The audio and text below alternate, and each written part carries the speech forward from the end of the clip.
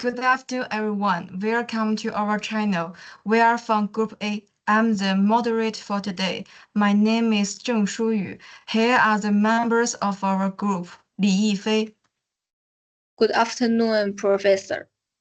Wu Kai, Hello, Professor. and Zheng Yutong. Good afternoon, Professor. Okay, the topic we are going to discuss today is SDG 4, which to quality education. Why SDG 4 is very important. Education is the foundation for achieving multiple SDG goals, including breaking the cycle of poverty, promoting gender equality, improving healthy, boosting economic growth, and so on. First of all, today, our title is Bridging the Education Gap, Strategies for Incredible Learning Outcomes. Secondly, our issue is unequal distribution of educational resources. In many countries, there is a serious imbalance in the distribution of educational resources between urban and rural areas, among different economic strata, and among different rural or gender groups, which leads to a continuous widening of the gap in learning outcomes. So today we will discuss this topic from four parts. Respectively, the first part is the widening digital divide. The second part is the disadvantaged groups lack learning opportunities. The third part is insufficient teacher quality and training. And the last part, the long-term consequences of the pandemic. Because our group only have 4 members, so for the first part, the moderator is Wu Kai. Okay, let's start our first part, the widening digital divide. Although digital technology has improved the quality education in some areas, in regions the lacking network devices, electricity, and technical support, online education has instead highlighted inequality. So I want to ask our first panelists. Firstly, what impact has the widening digital divide had on SDG 4?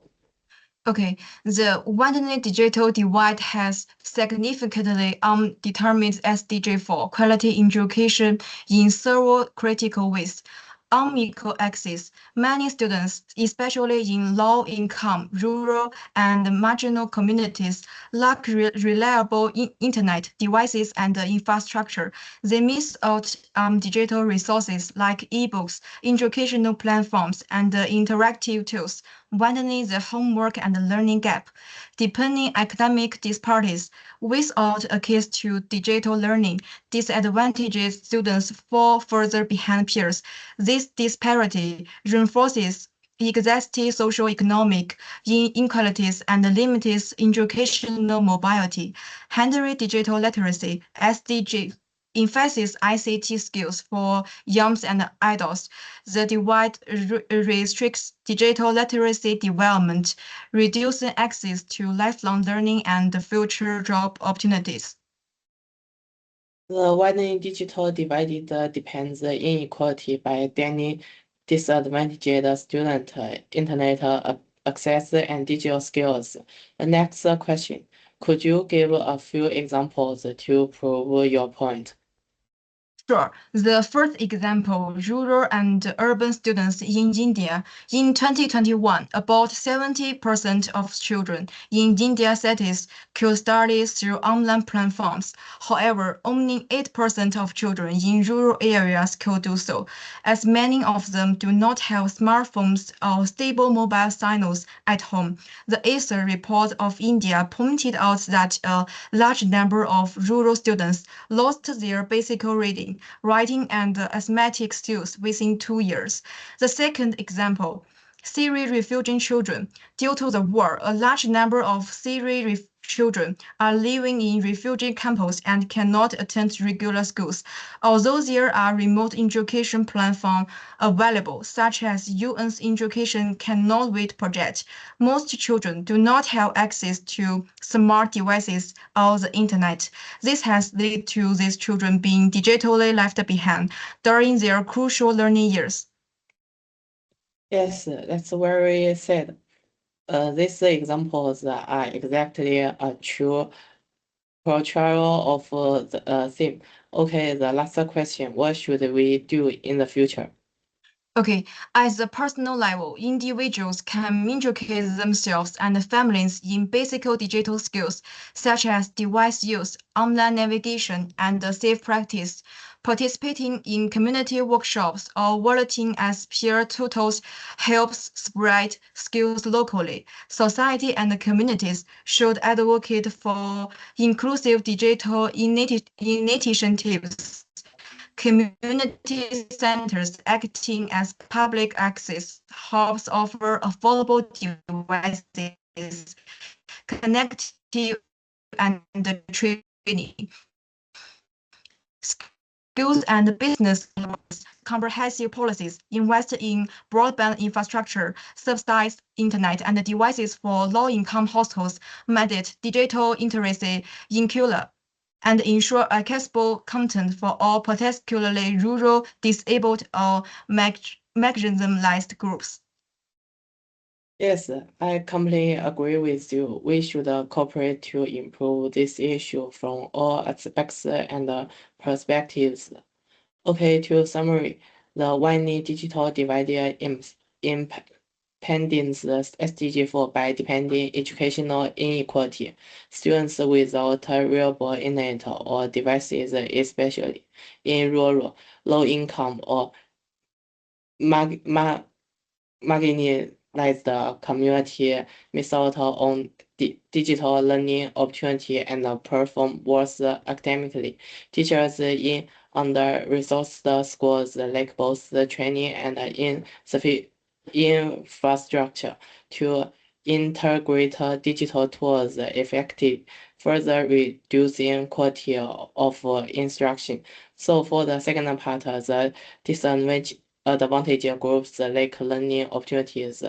Vulnerable groups lack learning opportunities. Refugees, disabled children, girls, or ethnic minorities, and other vulnerable groups often cannot receive quality education on an equal footing due to cultural instruction or social discrimination. Next, I Okay. want to. Okay, thank you. Next, I want to ask our second panelist. The question one is, how does the digital divide impact SDG4 quality education? The digital divide severely on the SDG4 by excluding invaluable groups from equitable learning opportunities. For example, refugee children in camps or girls in rural areas often lack internet access and devices, making online education impossible. These widens existing inequalities as students in developed regions benefit from digital toys, while marginalized groups fall further behind. Without intervention, this gap will perpetuate circles of educational and economic disadvantage. The digital divide hinders SDG4 by denying marginalized groups equal access to quality education, deepening existing inequalities. Okay, the next question, can you give specific examples? Okay, the firstly is disabled student in low-income countries. Blind student lack screen readers or battery compatible digital toys, forcing them to rely on outdated materials. The second one is ethnic materials. Indigenous children in remote areas such as Amazon tribes face languages barriers and no connectivity, leaving them unable to access standardized e-learning platforms. Both cases show how the digital divide entrenches exclusion. Disabled and individual students face teach and case barriers, depending educational exclusion. Okay, the last question, how can we address this? The government must fund universal broadband and subsidized devices for marginalized communities, like Kenya's digital literacy program.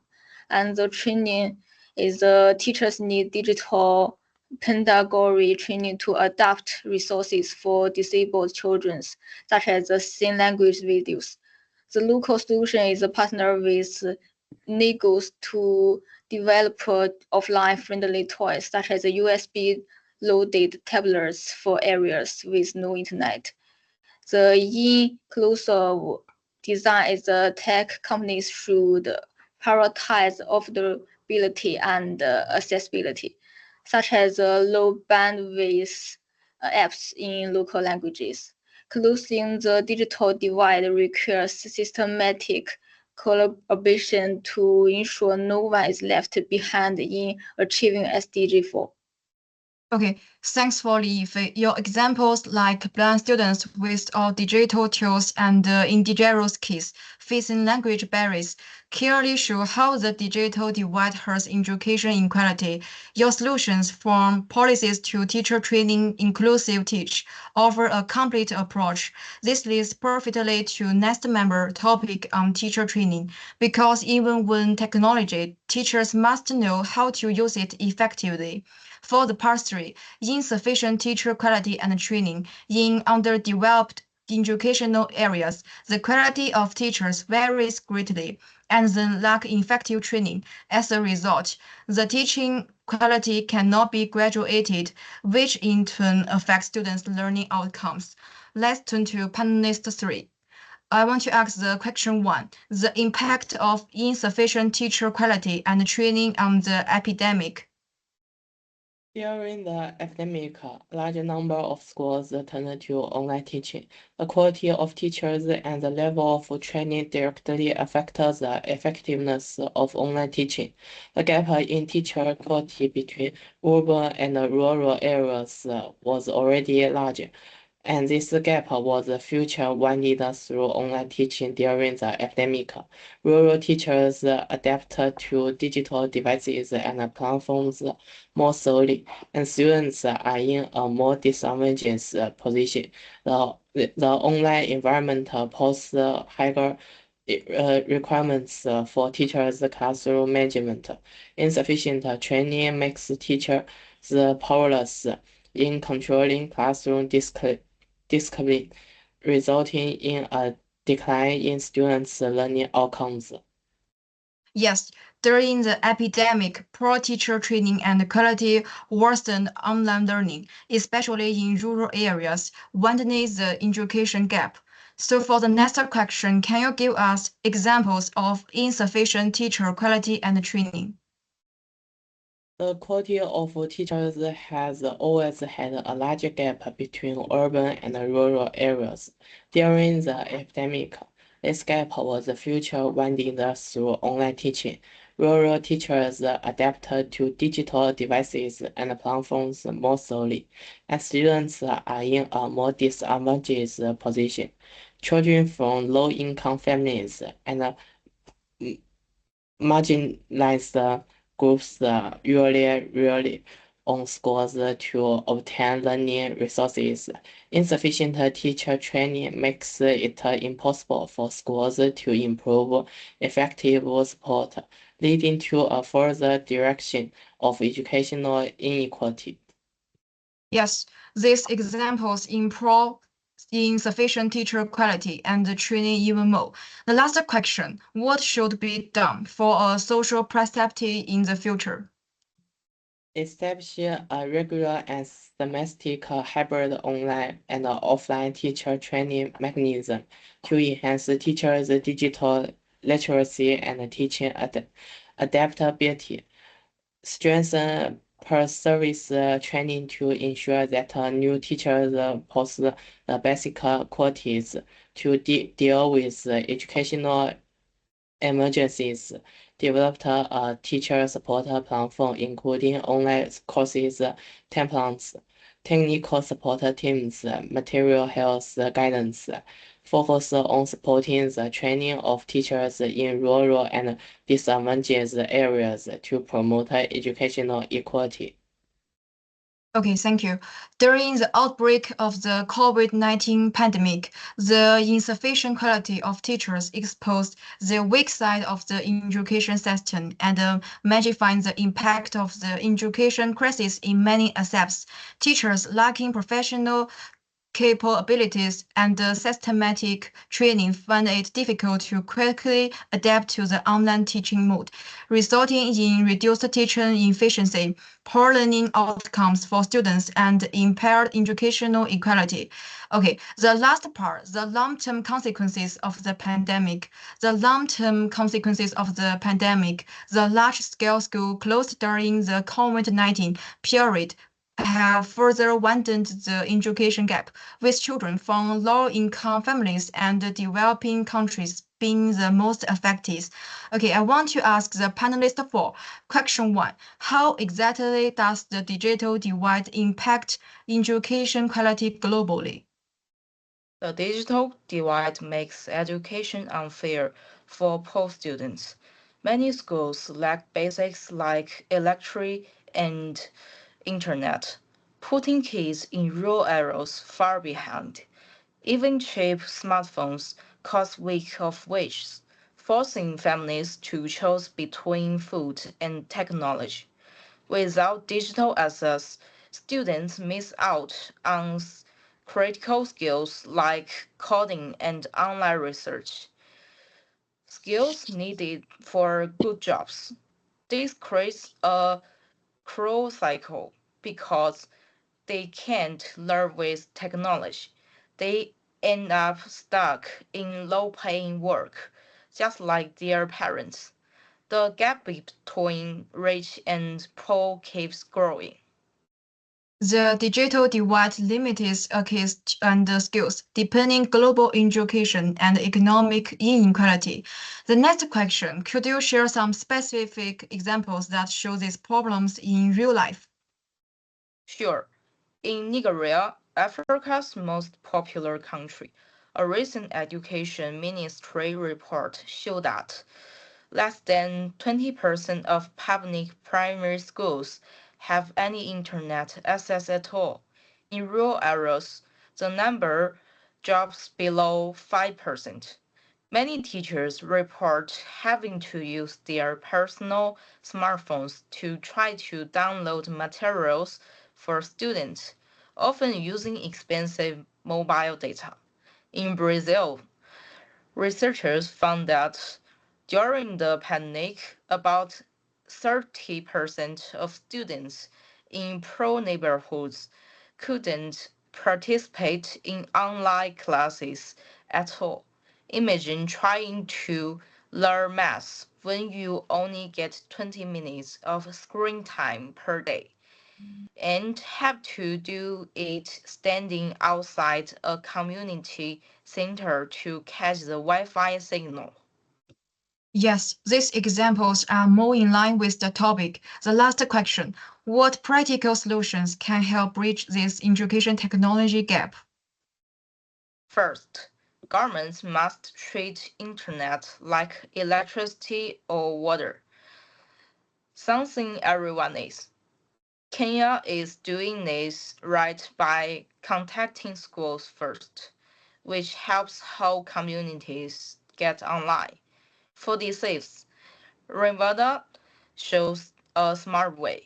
Schools get laptops by paying small monthly fees, and after 3 years, they own them. This makes teach affordable. Teacher training needs to change too. Arguably proves this works. They send a mentor to help teachers regularly, not just once. After 5 years, most teachers felt comfortable using technology in class. These solutions show we can fill the gap if we act now. The key is making internet and DCF affordable, while giving teachers real support, not just quick fix. When we invest in these basics, every child gets a fair chance to learn. Okay, thank you, Zheng Yutong, for the incredibly comprehensive look at the digital divide in education. You have helped us understand that this isn't just about giving out tablets, it's about solving complex issues of infrastructure, teacher readiness, cultural adaptation, and sustainable financing. The examples you shared from many countries show this is truly a global challenge affecting both developing and developed nations. Your proposed solution gave us hope that progress is possible when we combine government leadership, private sector innovation, and community participation. The key lesson is that technology alone isn't the answer. It's how we implement is that matters most. Okay, let's have a conclusion. The speeches of the four group members pointed out from different perspectives the difficulties that affect the realization of SDG 4, quality education. The digital divide not only reflects the lack of technological infrastructure, but also reveals the imbalance in urban and rural development.